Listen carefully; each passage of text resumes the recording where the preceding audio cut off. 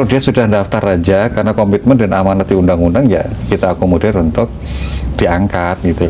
Menjadi P3K paruh waktu itu hanya masa transisi saja. Karena suatu saat dia akan menjadi P3K.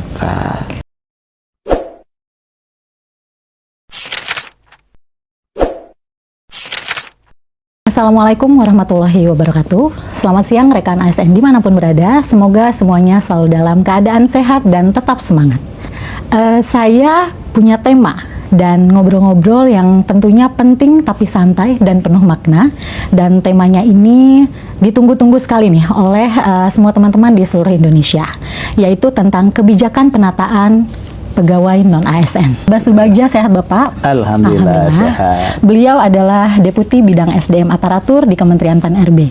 Dan satu lagi yang di sebelah sana ada Bapak Haryomo Dwi Putranto. Selamat siang Bapak. Selamat siang Mbak. Beliau adalah Wakil Kepala BKN. Bapak, terima kasih sudah meluangkan waktunya nih Pak ya, hadir di acara kita ini Pak. Sudah siap ya Pak ya? Insya Allah. Soalnya ini saya udah ngelis beberapa pertanyaan Pak, yang tentunya pertanyaan-pertanyaan ini banyak ditanyakan Pak nih oleh teman-teman pegawai non-ASN seluruh Indonesia Pak. Mungkin kita langsung aja ya Pak ya ke pertanyaan pertama. Kan saat ini pemerintah tengah melakukan penataan pegawai non-ASN ya Pak, yang sudah dilakukan itu secara bertahap Pak. Kalau tidak salah dari 2007 juga sudah dilakukan penataan itu Pak.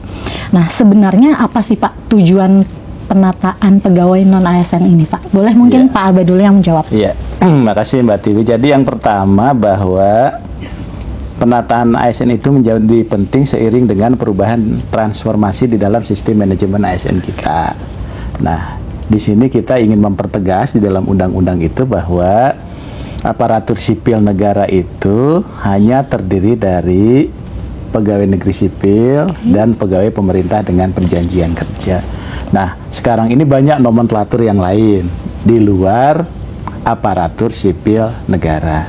Sehingga kita harus bisa memastikan sebetulnya status mereka yang ada di birokrasi itu statusnya apa. Apakah dia sebagai pegawai negeri sipil atau sebagai pegawai pemerintah dengan perjanjian kerja. Sehingga dengan adanya PP 49 sebetulnya 2018 ini harus diakhiri di November 2023 ya. Dan disebutkan tidak boleh ada sebutan lain atau pegawai non ASN yang menduduki jabatan ASN ya, sehingga harus dirubahlah nomenklatur yang macam-macam tadi menjadi PNS atau P3K atau pegawai pemerintah dengan perjanjian kerja. Nah, ini bagi teman-teman yang ada saat ini kan juga statusnya masih macam-macam. Sehingga untuk kepastian status hukum yang bersangkutan kita tata lah gitu ya. Tapi penataan itu harus sesuai dengan regulasinya, sesuai juga dengan kebutuhannya. Jadi artinya kita sangat mengapresiasi teman-teman pegawai non-ASN yang sudah mengabdi, bahkan Pak Waka ya yang sudah bertahun-tahun gitu ya mengabdi di pemerintahan yang sifatnya kontrak, walaupun kontrak itu kapan saja bisa diputus. Tentunya kita tidak melihat hal yang seperti itu ya, tapi sepanjang dia memenuhi ketentuan peraturan perundang-undangan, anggarannya tersedia, kemudian juga sesuai dengan regulasi. Nah, itulah yang menjadi fokus kita untuk kita tata bersama.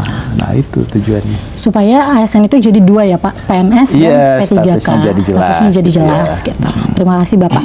Oke, mungkin pertanyaan selanjutnya, izin Bapak boleh dijabarkan bagaimana statistik pegawai non-ASN saat ini tuh seperti apa? Mungkin bisa Pak. Assalamualaikum warahmatullahi wabarakatuh. Waalaikumsalam warahmatullahi.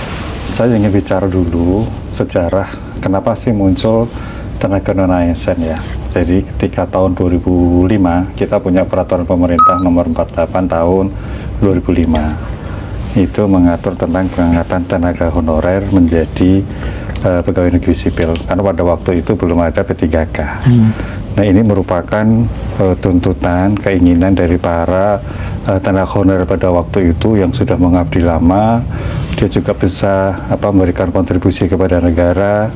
Kemudian jasa-jasa juga tinggi, ingin diakomodir menjadi pegawai negeri sipil. Nah, pada saat itu tentu pemerintah merespon secara cepat, lahirnya peraturan pemerintah 48 tahun 2005. Nah, data yang ada di BKN kalau saya lihat sebetulnya pertama kali dibuka pendaftaran itu hampir 1 juta, kurang lebihnya 950.000. Ini cukup besar, namun karena ini sudah diatur di dalam PP, maka kurun waktu dari 2005 sampai 2009 itu dari 1.950.000 itu yang sudah diangkat 860.220. Maka ada sisanya. Sehingga tahun 2010 itu ada yang belum diangkat menjadi pegawai negeri sipil. Nah, ini juga tentunya mereka ingin sisa dari tenaga honorer yang pada saat itu belum diangkat itu kemudian ingin dilakukan pengangkatan menjadi pegawai negeri sipil. Nah, kemudian pengangkatan yang kedua itu dilakukan tahun 2012 ya. Karena pada saat itu ternyata setelah dibuka lagi sisa yang hanya sekitar 1.000 sekian itu bengkak lagi. Nah, akhirnya pemerintah mengambil kebijakan 2012 itu dilakukan seleksi ulang, seleksi kembali terhadap mereka yang belum diangkat menjadi pegawai negeri sipil. Nah, sebelum tahun 2012 mereka yang sudah diangkat itu sering kita kenal dengan istilah tenaga honorer 1 K1 ya, tenaga kategori 1, mohon maaf. Kemudian karena belum semuanya diangkat, tahun 2012 adakan seleksi, itulah istilah yang selanjutnya muncul adalah tenaga honorer kategori 2. Kategori 1 itu memang dibiayai dari APBN APBD. Kategori 2 pada saat itu banyak juga yang tidak dibiayai dari APBN APBD, tapi dia masa kerjanya lama, kontribusi terhadap negara juga tinggi, maka itulah dilakukan pengangkatan kembali. Nah, Bapak Ibu semuanya, saudara-saudara, teman-teman, itu ternyata pengangkatan tenaga honorer menjadi PNS itu tidak selesai pada saat itu juga. Maka ada kebijakan pemerintah untuk menindaklanjuti keinginan para tenaga non-ASN pasca undang-undang ASN itu yang masih belum diangkat, itu dilakukan pengangkatan kembali. Nah, pada saat itu tentu ada kebijakan dari Kementerian PAN-RB sebelum diangkat, maka dia harus masuk dulu ke dalam database PKN. Nah, pada awalnya di dalam database PKN ini kalau saya lihat di tempat kami itu kurang lebih 2,3 juta. Dari 2,3 juta itu kemudian ditutup di tanggal 31 Desember 2022, nggak boleh lagi gitu ya. Nah, dalam perjalanannya ada yang mereka mendaftar CPNS lulus, ada yang kemudian mungkin yang bersangkutan meninggal dunia dan sebagainya. Sehingga yang menjadi PR kita saat ini itu ada 1.789.050. Ini yang menjadi PR. Maka di dalam Undang-Undang ASN tahun 2023 itu pasal 66 mengamanatkan. Jadi pemerintah wajib selesai melakukan penataan tenaga non-ASN dan sisa tenaga honorer K2 itu paling akhir di Desember 2024. Nah, tentu Kementerian PAN-RB bersama PKN dan instansi terkait mengupayakan itu segera selesai dilakukan penataan.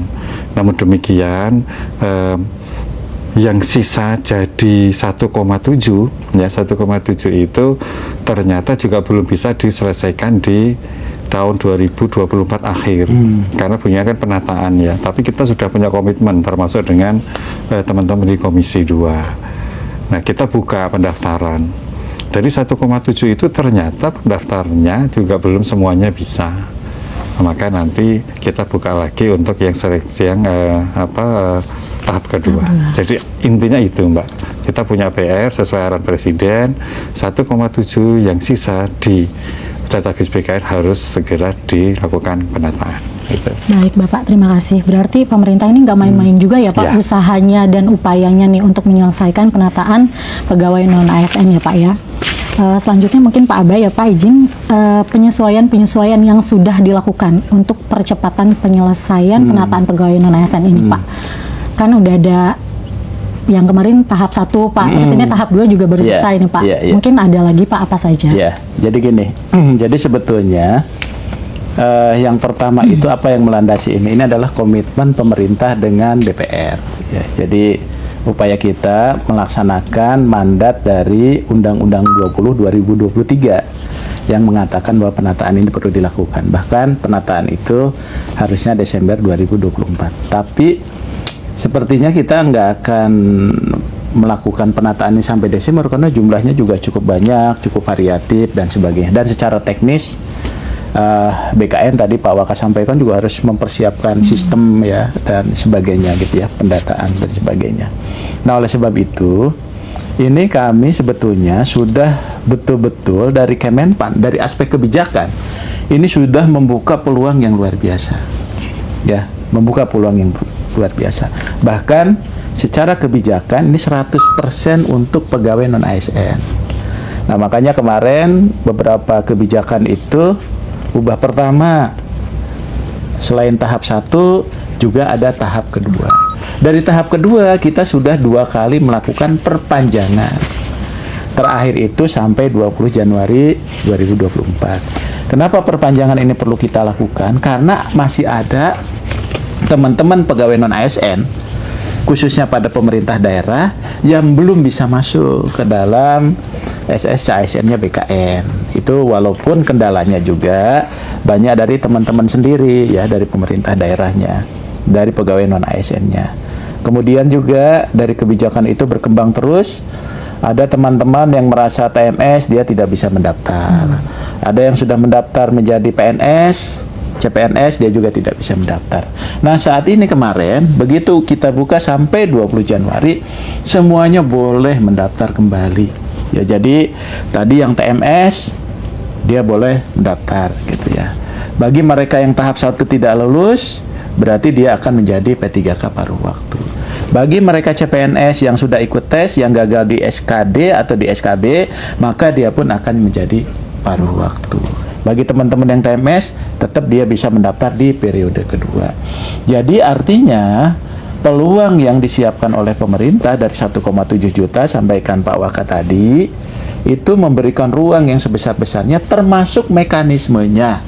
Ya, jadi ini komitmen Bu Menteri ini luar biasa. Sepanjang dia ada dalam database BKN, maka dia akan dapat prioritas. Pertama menjadi P3K, kedua menjadi P3K paruh waktu. Ya, menjadi P3K paruh waktu. Menjadi P3K paruh waktu itu hanya masa transisi saja. Karena suatu saat dia akan menjadi P3K. Gitu. Makanya Pak Waka ada pertanyaan kan, kalau jadi paruh waktu bisa nggak jadi penuh waktu? Ya bisa. Oh, bisa. Kalau kinerjanya bagus, dia tetap akan dapat nomor induk P3K. Jadi walaupun paruh waktu tetap dapat nomor induk P3K. Kemudian kalau dia memenuhi syarat, kinerjanya bagus, anggarannya ada, dia diangkat jadi P3K. Jadi isunya kemarin kan, ini kita nggak bisa jadi P3K nih. Nah, kemarin ada usulan kan, P3K udah jadi P3K, bisa balik nggak jadi paruh waktu? Nggak bisa. Nggak bisa. Ya, masa ntar paruh waktu jadi 1/4 waktu kan repot juga gitu ya. Nah, makanya yang P3K ini juga kinerja, disiplin gitu kan harus tetap dijaga juga. Jadi peluang untuk teman-teman mengikuti seleksi di tahap 2 ini luar biasa. Bahkan kalau menurut saya logika kita terbalik nih. Jadi kita dulu formasi yang ada kita potong. Sekarang orang yang belum ngusulin formasi kita undang untuk ngusulin formasi. Kan gitu ya Pak ya. Yang formasinya belum terpenuhi itu kita undang untuk bisa terpenuhi. Jadi teman-teman ini, saudara-saudara kita pegawai non ASN yang ikut seleksi, mendaftar dan ikut seleksi, tidak perlu khawatir, kesempatannya luas. Kemarin-kemarin yang tidak mendaftar sekarang sudah bisa mendaftar kembali sepanjang dia ada dalam database BKN. Karena itulah yang menjadi prioritas. Nah, sekarang ini kami sayangkan juga misalnya kalau teman-teman tidak memanfaatkan kebijakan ini, sehingga ini kita kembalikan juga ke Pemdanya, ke pegawai non ASN-nya, karena barangkali juga ada yang sudah tidak berminat. Kemudian ada juga yang sudah diterima menjadi ASN, ada juga yang sudah tidak bekerja lagi 2 tahun gitu ya. Ada juga yang sudah batas usia pensiunnya ya Pak ya, sudah tidak terpenuhi gitu. Kemudian juga ada yang sudah meninggal dunia. Ya, jadi yang tidak memungkinkan lagi untuk itu. Jadi kalau peluang kita penyesuaian terhadap upaya untuk percepatan itu sudah kita lakukan. Jadi semuanya sudah boleh. Jadi tidak ada lagi mungkin sekarang ramai di medsos kami nggak bisa melamar lagi, kami sudah ikut CPNS ini gimana nggak bisa masuk. Oleh BKN sudah dibuka. Difasilitasi ya Pak? Dibuka dan sudah difasilitasi. Difasilitasi. Berarti sebenarnya nggak usah khawatir lagi ya Pak? Nggak usah khawatir lagi. Ini peluangnya sudah cukup luas. Ya, dan kalau menurut saya ini adalah mungkin kesempatan terakhir kita untuk beresin ini, makanya kita buka seluas-luasnya. Tapi bukan berarti mereka nanti tidak bisa masuk, ya bisa saja, tapi ada seleksi yang harus diikuti. Normal lah akan kompetisi nanti. Kalau saat ini memang peluangnya jauh lebih besar. Lebih besar. Oke, terima kasih Pak. Selanjutnya nih Pak, bagaimana sejarah penataan pegawai non-ASN ini Pak? Yang kita ketahui kan penataannya sudah dilakukan dari 2007. Itu tuh sebelum-sebelumnya bagaimana gitu Pak? Mungkin Pak Abah. Tadi sudah disampaikan Pak Waka ya. Jadi sebetulnya penataan ini kita sudah selesai di semenjak adanya PP 49 ya 2018 selesai. Nah, namun rupanya setelah PP 49 itu masih ada Pak. Dihitunglah ke belakang sesungguhnya ya. Jadi yang setelah PP 49 itu dia bekerja sebagai non ASN apapun namanya sampai November 2023 itu nggak boleh ngangkat lagi. Tapi rupanya banyak yang angkat juga gitu ya. Tapi yang jelas ini PR kita bersama sih yang harus kita beresin. Nah setelah itu maka ada surat Pak Menteri waktu itu supaya data lah. Masa kita mau beresin tapi nggak ada datanya. Datanya belum update lah. Ada di BKN tapi data honorer yang lama ya Pak ya. Yang peninggalan THK 2 itu. Tapi bagi yang ini oke lah kita data ulang. Nah dari situlah muncul tadi data yang disampaikan Pak Waka dari 2,3 juta, sekarang 1,7 pun mungkin itu sudah bergerak lagi ya Pak. Karena ada yang tadi yang sampaikan ada yang meninggal, ada yang usianya nggak memenuhi dan sebagainya. Nah itulah jadi babak baru jadinya. Nah babak baru ini kita beresin lah sesuai dengan mandat di undang-undang di tahun ini, tapi prosesnya itu sampai dengan 2025. Pak Yomo ada mau menambahkan Pak? Sejarah nih Pak. Oh, sejarah ya. Ya tadi saya singgung di awal Pak. Sebetulnya memang keinginan, kemauan, tekad pemerintah itu sudah sangat tinggi memperhatikan mereka yang sudah mengabdi lama untuk pemerintah. Ya. Tapi tentu kita juga masuk dalam koridor regulasi ya. Tidak mungkin semuanya bisa diangkat tanpa memperhatikan regulasi. Namun demikian, regulasi yang selama ini dibuat oleh pemerintah itu jauh lebih mengakomodir, lebih ringan jika dibandingkan untuk pelamar umum, ya tanpa mengurangi kualitas tentunya ya. Sehingga ya kalau misalnya saat ini PR kita ada 1,7 ya harapannya sesuai dengan arahan Presiden waktu itu ya segera diselesaikan. Memang kendala utama itu mohon maaf itu instansi memang karena keterbatasan anggaran ya. Di mana mereka sebetulnya juga selama ini sudah mengangkat tenaga honorer itu dan menggaji. Maka tadi polanya yang disampaikan oleh Pak Deputi, ya kalau anggarannya cukup untuk berapa orang, ya mereka itulah yang penuh waktu. Kemudian yang nggak, sementara belum ada menggunakan paruh waktu. Toh nanti kalau anggaran itu sudah ada, ya formasinya mengikutin aja, ya mengikutin aja. Sampaikan aja ke Pak Deputi, tetapkan formasi, angkat menjadi penuh waktu. Yang penting semuanya bisa selesai terakomodir dengan baik, itu Mbak. Ya, terima kasih Pak. Untuk pertanyaan selanjutnya mungkin masih Pak Yomo ya Pak. Setelah mendengar upaya dan berbagai penyesuaian nih yang telah dilakukan oleh pemerintah terkait penataan pegawai non-ASN, salah satunya itu tadi seleksi P3K ya Pak ya. Statistik pelamar seleksi P3K di sampai saat ini tuh bagaimana Pak? Jadi saya sampaikan di awal dari 1,7 itu sebenarnya kan kita berikan kesempatan mereka melamar semua.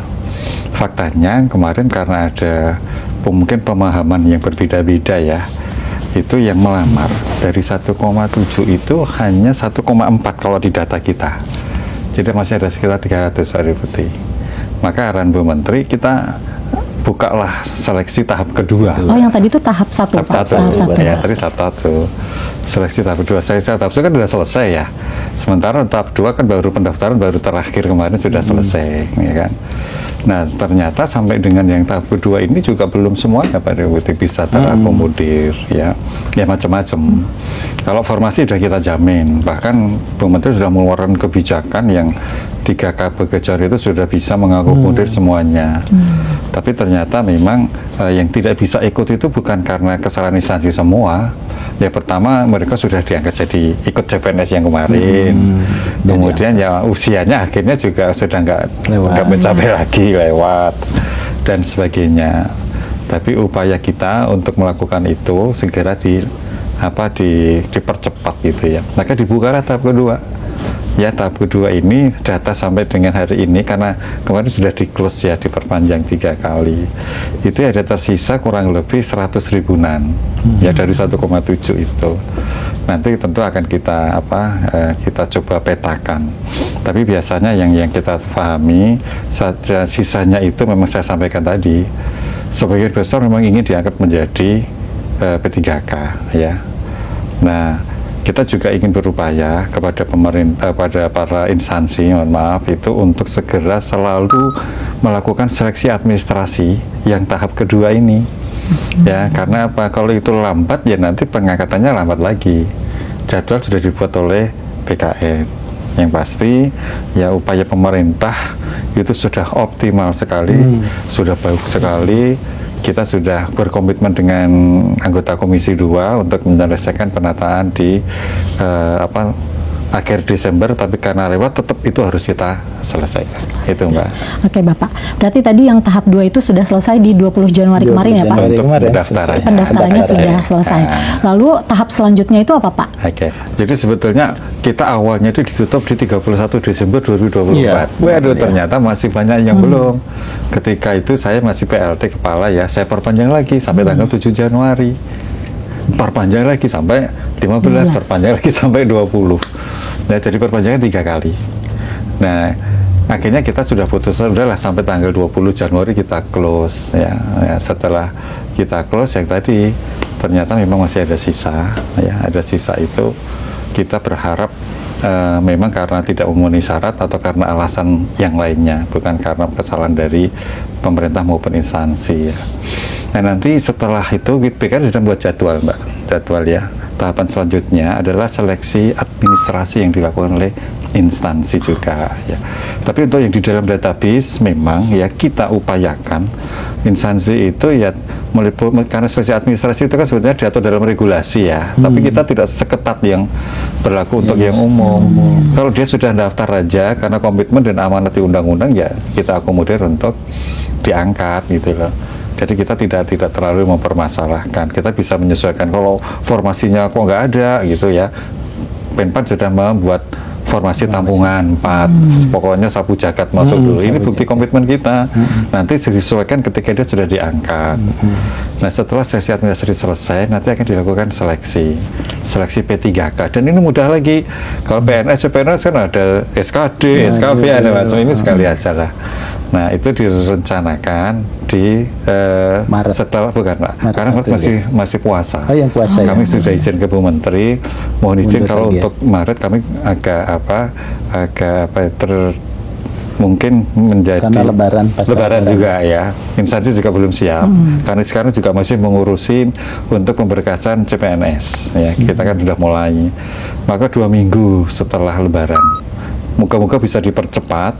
Yang pasti ini sangat tergantung dari seleksi administrasi instansi. Maka kami dalam forum ini memohon kepada instansi tolong untuk mempercepat seleksi administrasi karena sudah tanggal 20 kemarin ditutup ya. Nah, supaya nanti untuk yang bulan Ramadan mulai 1 Maret, dari Februari sampai 1 Maret itu konsentrasi dulu di CPNS ya, karena CPNS kan juga harus diselesaikan juga. Kita punya jadwal juga dari Februari itu pengusulan NIP ke BKN, maka bisa kita harapkan saat TMT 1 Maret itu CPNS sudah bisa diangkat. Nah, setelah itu selesai, kita konsen lagi untuk seleksi yang P3K. Jadi ini memang tidak berhenti terus, tapi ya nggak apa-apa. Karena ini komitmen pemerintah untuk menyelesaikan semuanya, amat regulasi, insya Allah kita laksanakan dengan sebaik-baiknya. Itu Pak. Siap, terima kasih banyak Pak.